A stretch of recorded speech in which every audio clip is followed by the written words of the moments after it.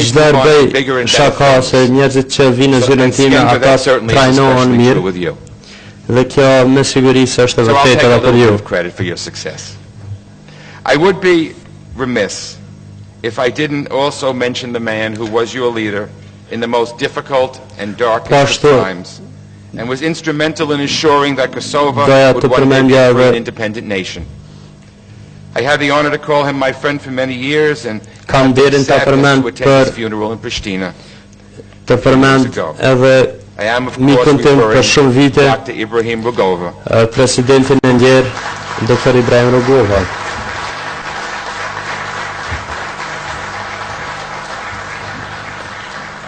Who sacrificed so much for this nation. I cili ka sakrifikuar shumë për këtë vend. Është shumë tragjike dhe ironike që nuk ka mundur ta shohë Kosovën tërësisht të pavarur. It's the foundation upon which we are all building.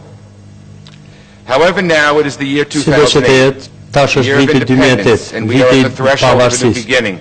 43 nations have recognized Kosovo, and it is my hope and belief that many more will follow.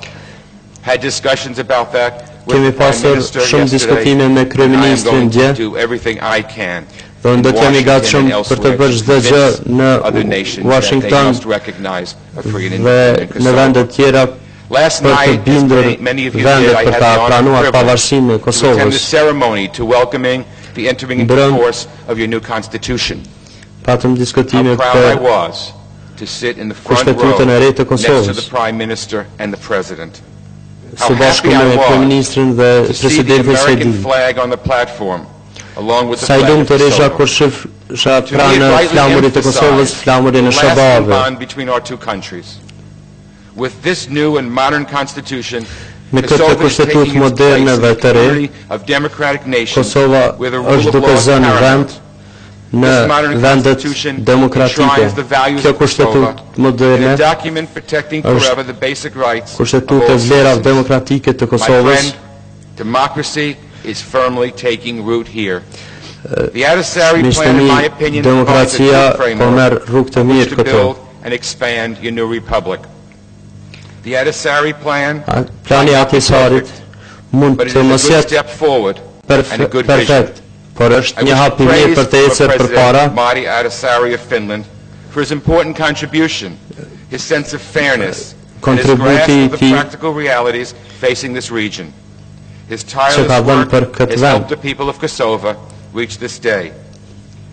So many leaders around the world have stood with your country in the quest for freedom.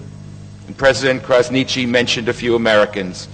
President Bill Clinton reversed the ethnic cleansing by authorizing the bombing of the Army of Terror. I remember speaking with President Clinton in Washington during the ethnic cleansing and pleading with him and telling him that we must not let this happen.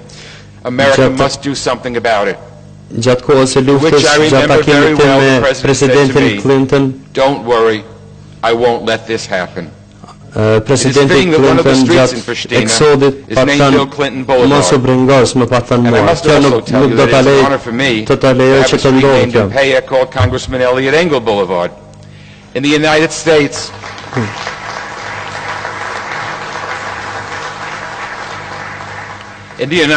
they don't usually name something after you until you die.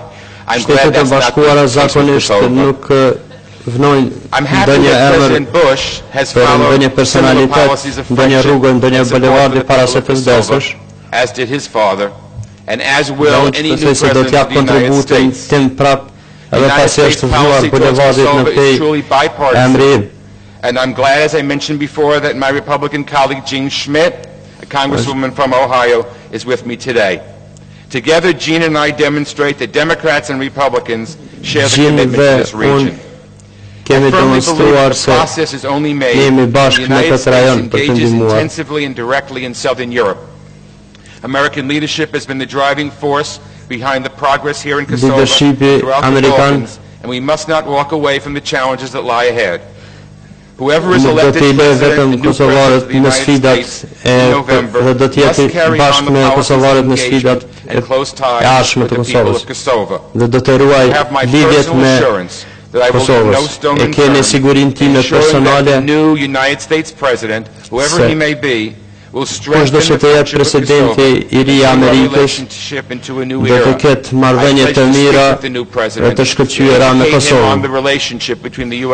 Unë do të ndikoj të ai për me pas marrëdhënie të mira me Kosovën. Por komuniteti ndërkombëtar po ashtu duhet të kuptojë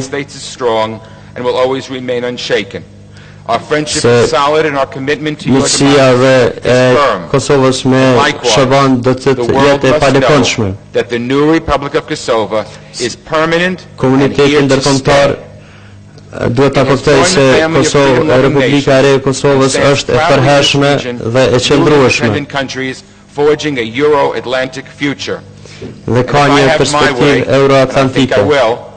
Kosovo will one day join Albania, Croatia and Macedonia dhe jam I sigurt se një ditë Kosova një ditë do të bashkohet Shqipërisë, Kroacisë dhe Maqedonisë në Bashkimin Evropian dhe në NATO. Let me also comment on another important issue of the day. Më lejeni të komentoj edhe një çështje të rëndësishme të ditës. The international community is deciding when and how to make the transition from the UN, the United Nations, to the European Union here in Kosovo. Është duke diskutuar për praninë e Kombeve të Bashkuara dhe United Nations to lead the international presence in this country is over.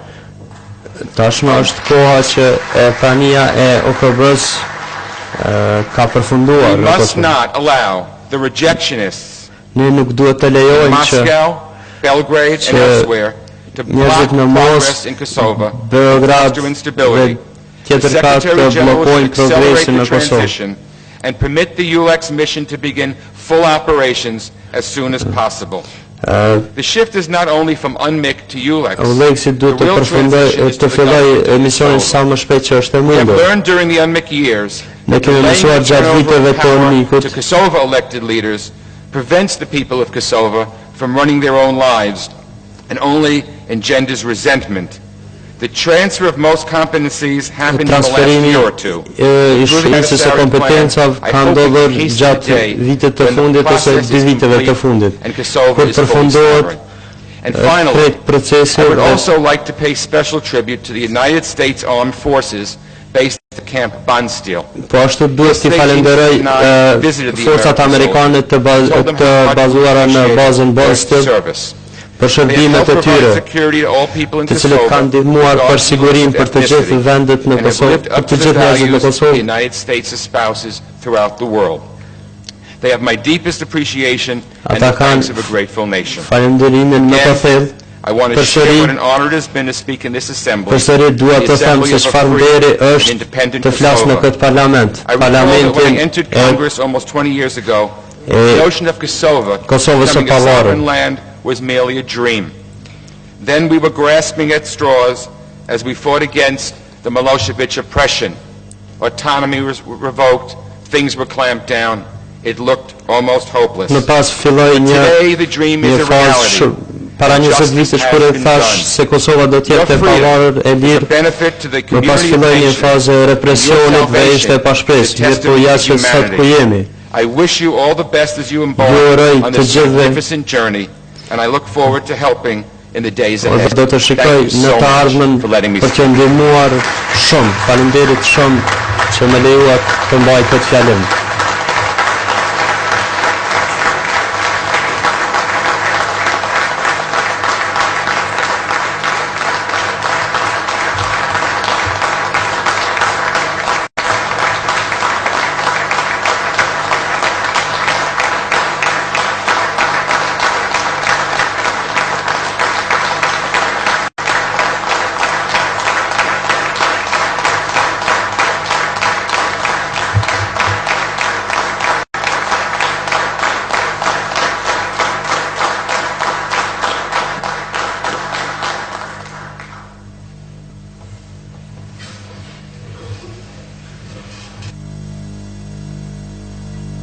Të nderuar deputet, musafer, të nderuar të respektuar qytetar, lejoni që në emrin tuaj edhe një herë ta përshëndes kongresmenin e Shtetit Bashkuar të Amerikës dhe përmes tij gjithë Kongresin e Shtetit Bashkuar të Amerikës dhe gjithë qytetarët e mrekullueshëm të Shtetit Bashkuar të Amerikës.